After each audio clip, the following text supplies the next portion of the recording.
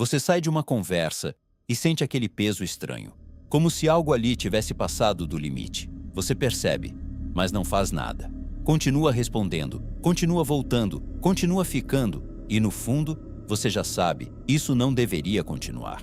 Mas pouco depois, a mente entra em operação. Talvez eu esteja exigindo demais. Não é tão simples. A pessoa está passando por algo. Talvez melhore. Não preciso decidir agora. É aqui que esse padrão começa a se revelar. Quando sair exigiria uma dor definida, ficar vira a ilusão de que ainda existe tempo para evitar o fim. Esse é o ponto central. Você não permanece apenas por amor, apego ou costume. Muitas vezes, permanece porque a permanência cria um tipo de suspensão. Nada se resolve. Mas também nada precisa acabar de uma vez. E isso alivia temporariamente, porque aceitar o fim de uma ilusão, de uma expectativa ou de uma dinâmica dói. Dói no orgulho, dói no vínculo, dói no investimento que já foi feito. Dói na imagem que você construiu daquilo. O custo invisível é esse. Quanto mais você fica onde já sabe que não deveria, mais vai treinando a própria mente a desconfiar da lucidez que ela mesma produz. Você percebe um comportamento repetido que te machuca. Sumiço, ambiguidade, desrespeito sutil, frieza, falta de reciprocidade, desgaste constante. Você vê, sente, entende, mas continua. E esse é um dos pontos mais difíceis de admitir. O problema não é não perceber, é perceber e ainda assim permanecer negociando internamente com o que já está evidente. Você diz para si mesmo que precisa de mais tempo, mais contexto, mais certeza, mais uma prova, mais um sinal claro. Mas muitas vezes a informação principal já chegou. O que falta não é evidência, é conseguir sustentar a clareza até a consequência. Porque ficar nesses casos nem sempre é profundidade emocional. Às vezes, é dificuldade de levar a própria lucidez até o ponto em que ela exigiria mudança real. E esse é o desgaste invisível. Você não sofre só pelo que está vivendo. Sofre também pela repetição de saber e continuar se comportando como se ainda não soubesse. Observe onde você já tem informação suficiente, mas ainda age como se precisasse de mais uma prova para autorizar uma decisão. No trabalho, numa amizade ou numa dinâmica familiar, você sabe que aquilo te esgota, te reduz ou te prende. Mas segue. Não porque aquilo ainda faça sentido, mas porque sair, confrontar ou interromper pareceria drástico demais. E esse é o ponto que mais confunde. Você não está necessariamente escolhendo aquilo. Está adiando a ruptura interna que precisaria acontecer para se reposicionar. Porque muitas vezes o problema não é só o vínculo, é o que a saída exige que você reconheça, que aquilo não vai ser como você esperava, que insistir não está curando, que permanecer não está sendo nobre, que suportar mais um pouco não está te tornando mais maduro, então você fica, não por convicção, mas porque a mudança inteira de uma vez parece pesada demais. E o risco disso é profundo. Você acostuma a própria psique a viver em desacordo com o que ela mesma já reconheceu como nocivo. A clareza aparece, mas não conduz. A percepção acende, mas não reorganiza. E aos poucos, isso vai enfraquecendo algo essencial, a confiança de que perceber serve para alguma coisa. Repare onde a sua permanência não vem de convicção, mas da tentativa de não sentir o peso da mudança de uma vez. Depois de um tempo, isso deixa de ser hesitação pontual. Vira forma de viver. Você já se percebe pensando sempre do mesmo jeito, só mais um pouco. Vou observar melhor. Não quero agir no impulso. Talvez agora seja diferente. E por fora, isso parece prudência. Parece calma, parece maturidade. Parece alguém que não toma decisões precipitadas.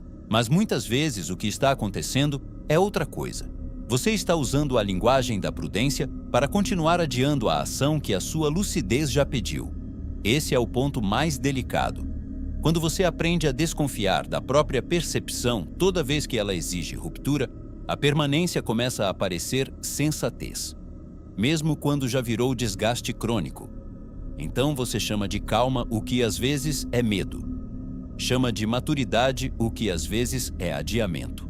Chama de cuidado o que às vezes é só dificuldade de aceitar. E o custo disso é alto.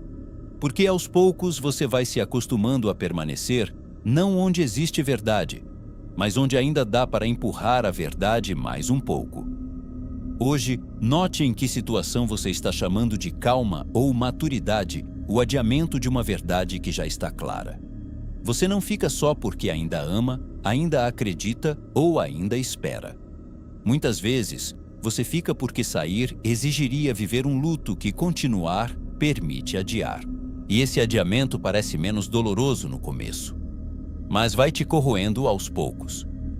Você recebe migalhas de melhora, um gesto bom, uma conversa promissora, um momento leve, uma semana melhor, e isso basta para você permanecer mais um ciclo, porque quando algo alivia por um instante, uma parte sua corre para transformar esse alívio em prova.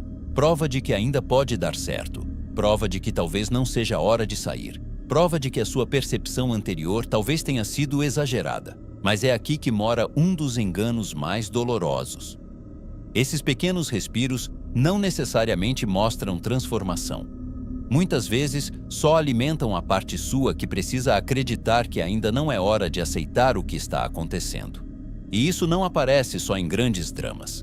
Aparece em pequenos sinais que você amplia emocionalmente, porque precisa que eles sustentem a esperança. O problema não é reconhecer nuance, é usar nuance para evitar conclusão. Então, um instante de alívio vira licença para continuar. Um gesto mínimo vira argumento. Uma melhora parcial vira desculpa para suportar mais um ciclo inteiro. Observe onde você está interpretando o alívio momentâneo como mudança estrutural, porque precisa continuar ficando. Depois de muito tempo ficando, uma consequência mais funda aparece.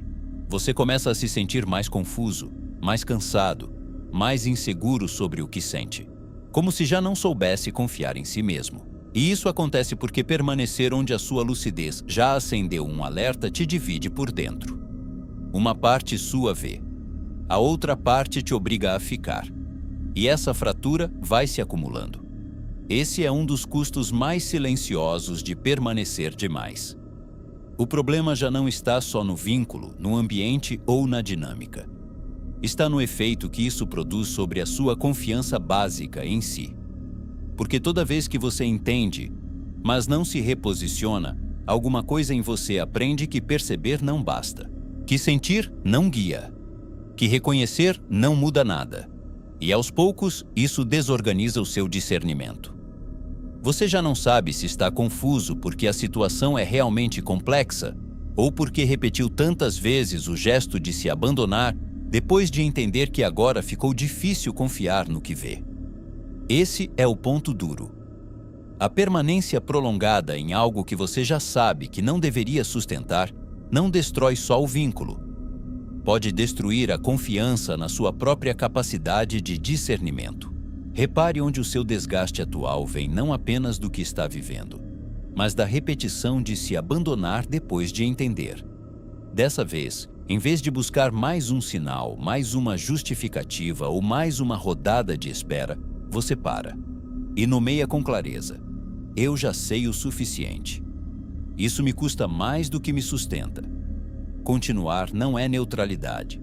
Ficar também é uma decisão.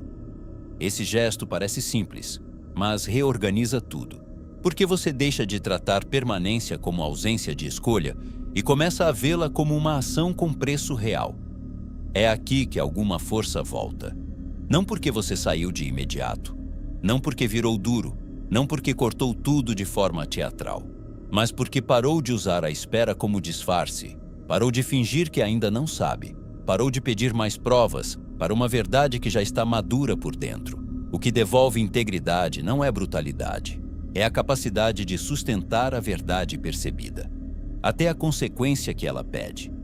Sem isso, você fica preso entre lucidez e adiamento. Hoje, note uma situação em que você pode parar de pedir mais provas e reconhecer que o que já viu talvez seja suficiente para se reposicionar. Porque, no fim, o que mais te desgasta não é apenas o lugar onde você permanece. É continuar se afastando de si, toda vez que já sabe que não deveria. Muita gente não está presa porque não sabe. Está presa porque sabe, mas ainda prefere prolongar a esperança a viver a dor limpa de aceitar. Só que a esperança usada contra a evidência não protege, desorganiza. Você não está sofrendo só pelo que vive. Está sofrendo porque, no fundo, já percebeu que ficar também virou uma forma de se trair. E esse é o ponto mais difícil. Às vezes, o que te prende não é amor, nem profundidade, nem lealdade, nem esperança. É o medo de viver de uma vez a dor que você está aceitando sentir em pequenas doses todos os dias. Por isso, a saída não está em sair de tudo no impulso, nem em endurecer, nem em tratar vínculos como descartáveis, mas em começar a perceber onde a sua permanência deixou de ser escolha consciente e virou adiamento da verdade. Porque quando isso acontece, você já não está sustentando só uma relação, um ambiente ou uma dinâmica. Está sustentando o intervalo entre o que sabe e o que ainda não consegue aceitar. Nas próximas 24 horas, escolha uma situação em que você sente há tempos que não deveria continuar do mesmo jeito e escreva, em uma frase simples, o que você já sabe, sem justificar nem suavizar. Depois observe. Você está realmente escolhendo ficar, ou só adiando a dor de aceitar? Se esse vídeo te mostrou um lugar em que você tem se abandonado, comenta: "Eu não vou mais usar permanência para fugir da verdade." Se fez sentido para você, curte o vídeo. E se você percebeu que muitas vezes o que te prende não é amor, mas o medo de aceitar o que já está claro, clica no card que está aparecendo agora. Porque o próximo passo dessa conversa é entender o que acontece quando você não fala o que pensa, por medo do que vão pensar. E se você quer continuar aprofundando esse tipo de reflexão, se inscreve no canal.